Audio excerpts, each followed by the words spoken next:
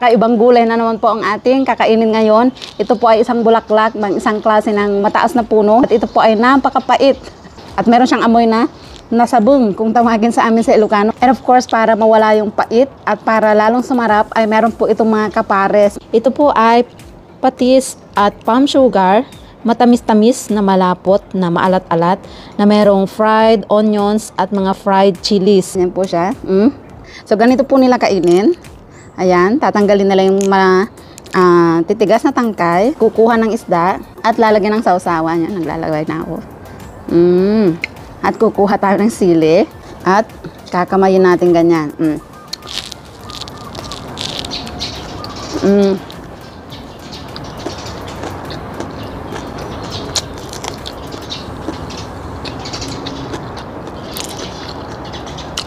Ang pait.